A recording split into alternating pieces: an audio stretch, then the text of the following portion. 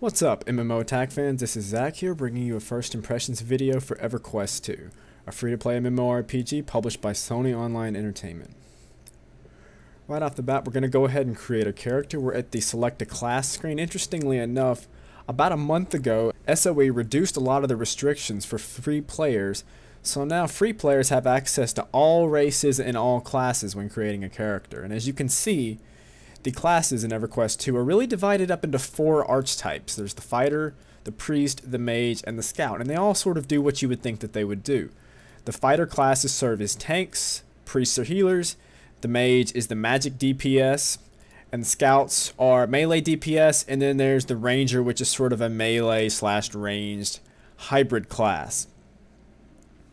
We're going to go ahead and select the fighter, and we can choose between Guardian, Berserker, Monk, Bruiser, Shadow Knight, Paladin.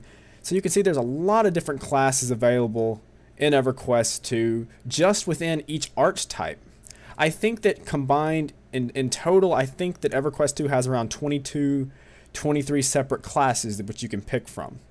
Let's go ahead and go with the Paladin, and we're going to go ahead and click Next. Well, here we are. Now it's going to ask us to select our race. And the races are divided up into 3 different categories. There's the good races, the neutral races, and the evil races. Because we picked a paladin, which is considered a class with a good or neutral alignment, we can't pick an evil race. Although it would be possible for an evil race to be a paladin if they complete a certain quest in the game. So let's take a look at some of the classes or some of the races that we can pick from. We can be dwarves, we can be these little fairies, froglocks, halflings, high elves, wood elves, barbarians, Kara, gnomes, erudites, Ratonga, half elves, and humans. Now take a look at this race here. It's called the Free Blood. And remember when I said that all class race restrictions were removed? Well, even for subscribers, the Free Blood is only accessible if you pay money in the cash shop, which is a little bit disingenuous, I think. But we're going to go ahead and just stick with the dwarf, I think. So we're going to get a dwarf. Of course, you can pick male and female variants of each. The alternate appearance button there, before I pick the dwarf, I'll go ahead and select that. You can see it makes my character look slightly cartoonish in a sense, and all the different races have their own alternate appearance or a variant of that, except for, I guess, the froglocks. And this is all due to the fact that this game was released in, I believe, Japan by another publisher, and it was thought that a more anime-inspired character models would help to appeal to that market. Well, however, the game kind of tanked in that country, but the models were brought over here as well. And some of them actually, in my opinion, actually look better than the originals, like the High Elves, for example. I think the High Elves look better with the alternate models versus the regular models. But we're going to go ahead and just select our dwarf. We're going to click Next. And there's a wide variety of different ways we can customize our character. I mean, we could spend probably a half hour on this alone. Huge amounts of hairstyles and beard options that you can pick from. Facial hair, you can change your facial hair color. There's so many different things that we can do. But for the sake of time, we're just going to go ahead and keep it mostly like he is. So we're going to go ahead and click Next. And it's going to ask us if we want to start from 2 different cities, Kelethin or New Hollis. You would have more options. Again, maybe if you picked an evil race or if you picked an evil or neutral aligned class. But we're going to go ahead and stick with New Hollis. So we're going to go ahead and click Next. And here's the Select a Server screen. This game has a fair amount of people playing it, but it's not the most popular MMORPG on the market. That's why all the servers say light, and there's a couple that say medium, Freeport and Antonia Bale. Antonia Bale is one of the original servers, so we'll stick with that, and we'll give him a random name. We're going to go ahead and click play. And it's going to go ahead and enter the game for us. Now, I should go ahead and mention that Everquest 2 is, of course, the sequel to one of the most popular MMORPGs of all time, one of the first well-known MMORPGs, the World of Warcraft of its day, if you will. the original Everquest. And this game was released in 2004. about 2 weeks before World of Warcraft came out. So this game actually predates World of Warcraft, and for a while there, these two games, EverQuest 2 and World of Warcraft, kind of went head-to-head as the two big giants in the MMO industry. Now, of course, World of Warcraft won out on that, but it's nice to see a game that has lasted so long and had so many content updates, even though the game didn't quite live up to the expectations of its predecessor. So we're going to talk to this little, I guess, halfling chick here, or maybe it's a dwarf chick. We're going to select our quest. Basically, you just have to click through a lot of different dialogue. You can read it if you want. Some of the dialogue in EverQuest 2 is actually voiced, sort of like in the Old Republic, but not all of it. It was originally intended, I think, for all of the text in the game from the NPCs to have voice acting, but I would assume due to budget constraints, they found out that probably wasn't the best idea. So they got rid of that and went with strictly text. Although, as I said, some of the more important NPCs do have voice acting, but even so, it's just not quality voice acting compared to at launch. When this game launched, they had, of all people, they had Christopher Lee as one of the voice actors in this game. So the voice acting was originally very high quality. And essentially, we just got a quest to kill, well, not kill, but to spar with this guy here. And we really don't have very many attacks. We have one basic attack, and then we have our auto attack, which we're doing right now. Combat in EverQuest 2 is a little different. It still relies on that same sort of hotkey style of play, but it's not as responsive and it's not as fast-paced as the World of Warcraft combat. Most of your abilities will have some sort of a cast timer, even if it's not exactly casting a spell. There really aren't too many abilities which you'll have that are instant cast, and for some classes it's very, very important that you also time your auto attack, because your abilities in many cases will take the place of your auto attack. And for some classes, primarily the ranger, your auto attack is going to be a pretty big source of your total DPS. So we completed that quest. We're going to go ahead and get a new one. Sometimes you'll find, if these tutorial windows would stop popping up at me, sometimes you'll find, I think that if you play this game, you'll accidentally click out of a quest because the NPCs, they move around and do their little emotes while they're actually talking to you, and you might accidentally click a wrong button. I've done that several times. So we have to slay 4 Rygor Centurions. Now, these guys, if you'll pay attention to the top left of your screen, you can see my name, and then right next to my name, you can see the name of the mobs. And above the name of the mobs is a down arrow. This means that the mobs are a little bit weaker than your standard solo mob.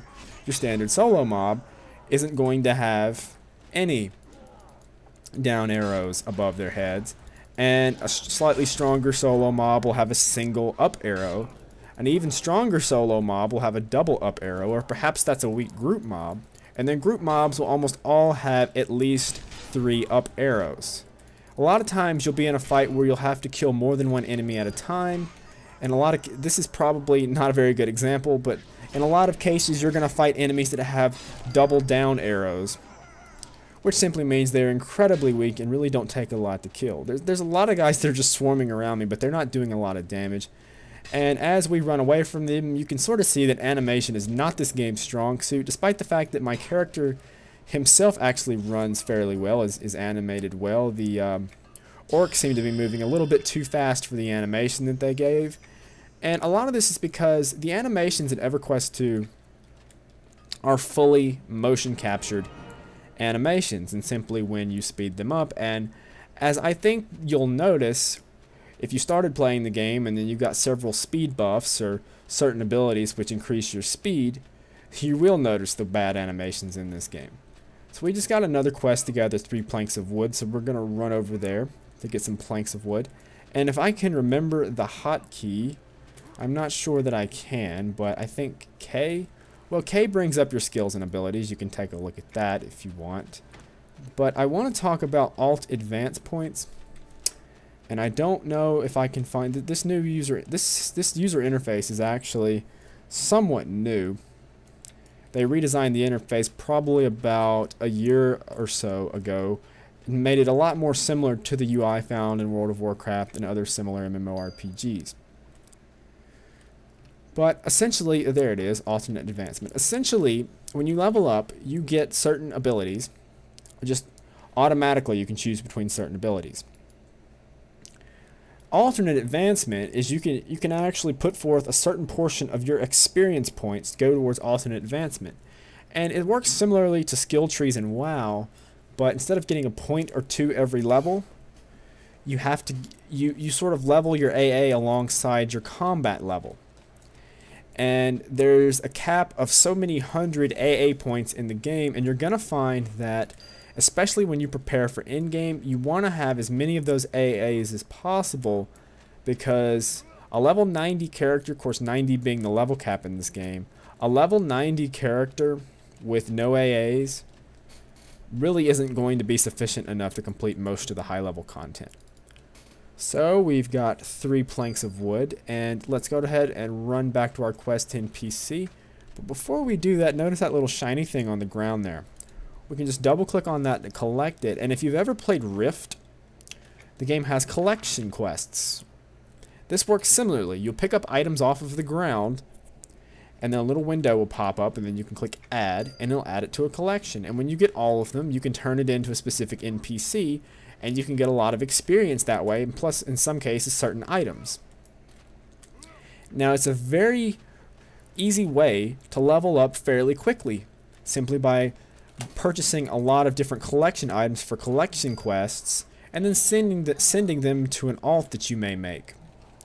You can get several levels in a very short amount of time, and end up having to skip a lot of this introductory content that you've probably ran several times before. We simply have to create a barricade right there, and then we're going to go back and talk to our NPC, see what she has to say, see what kind of quest we're going to have to get next. Finish that quest. We're going to click through the rest of this stuff here. Let's see. We're going to get a shipwrecked scavenger's table for this quest. Everquest 2 is very well known for its player housing, and it's certainly an activity that the developers themselves actively promote, and that you've just got, we're going to more than likely get a table for a house before we even get a house. The original when EverQuest 2 first came out, one of the first things you did when you arrived to your respective town was you were given a little apartment. And it works similarly even today, but we're not quite to that point yet. But housing in EverQuest 2 is done very well. I don't know how many people remember the housing from Star Wars Galaxies, but it works in a similar fashion. You have total freedom to place pretty much any housing item anywhere in the house that you so desire, and it's very easy to do so. It uses a sort of click and drag interface that's very easy to work with and very intuitive. Now, the only downside though is that the houses are instanced, and they're instanced within each city, so there will be like an inn or just a house in the city, which you'll click on the door and you'll enter your home. But other people have their own instances of those specific homes. So it's not like you can go out into the game world and see somebody else's house, so much as everyone sort of shares the same housing locations, which that may or may not be something that actually appeals to you. So I just leveled up and I got a new ability.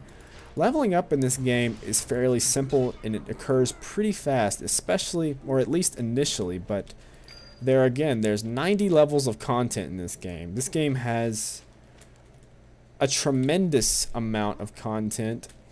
The developers are still actively updating the game and still actively providing expansion packs for the game. This game has even seen more expansions than World of Warcraft. I don't know the exact number, but I can tell you it's probably at least 5 or 6, if not more than that, separate expansions. So we just completed that quest. We got a table. We're going to go ahead and accept another quest. This game is, in terms of what you're actually going to be doing, of course, you can see it's very much a quest grind. You go from location to location grinding quests, but there's also your standard dungeons, which you'll get into groups for. There's even a dungeon finder, but I believe it works only for your individual servers, and I haven't really used it, so I'm not quite sure how well it works. And then, of course, when you get to the appropriate level, there's also plenty of raids. It has a very good raid scene. It's one of several different MMORPGs, which I would definitely recommend if you love raiding. If you're sort of tired of the world of raids of World of Warcraft, Everquest 2 may be a game you want to look at, because after all, its predecessor pretty much popularized the entire raid game in the first place. If you like PvP, there are PvP servers, but there are also standard Battlegrounds, which you can access from clicking the Everquest 2 button on the bottom left, and then clicking the Battlegrounds button. You can queue for them solo or with a group. Battlegrounds are not my favorite in this game because of the combat system. The combat system just isn't really as intuitive, I don't think, for Battleground type PvP, but it was added, Battlegrounds themselves were added as a response to, I believe, Battlegrounds and WoW and Battlegrounds and other MMORPGs, so at least they can say they have that. So we have to report to this guy over here, and he's on this other island. So we're going to wait on this little raft to come back around to us. Or should we wait, or should we go ahead and swim? I think we will go ahead and swim, and I don't think we're going to be able to catch up to it because my swimming skill is not quite that good. You can press the M key to bring up your map again to see where you are. You can press the C key to take a look at your character to see all your different equipment and all those things of that nature. You can click the Mercenary tab, and I'm not quite sure if you can get one now, but I do know that at a certain level, if you have a certain expansion pack, you can get Mercenaries. Now, Mercenaries function as little NPCs that follow you around and kill mobs for you, and at least until the level cap, they are insanely overpowered. So you could almost solo group mobs just using a mercenary. And that works very, very well for a game like this. Again, with it being so old, it's a little bit top heavy, so if you need help with a lot of the more group-based content in this game, having a mercenary is a tremendous, tremendous boon to you, I would say. So we are almost to the shore to turn in our quest. And we're just going to swim just a little bit more there. We can pan the camera around with our left mouse button. And there we are, closing in, and we're going to run to the camp. We're going to talk to this NPC, Regan Firebeard. Talk to him, see what he has to say. Yes. Accept the quest. Blah, blah, blah. Accept quest. There we go. Well, that's about all the time I have for this first impressions video for Everquest 2. If you guys want to check out more about Everquest 2, head on over to MMOattack.com for more MMO gaming news, reviews, opinions, giveaways, and other awesomeness.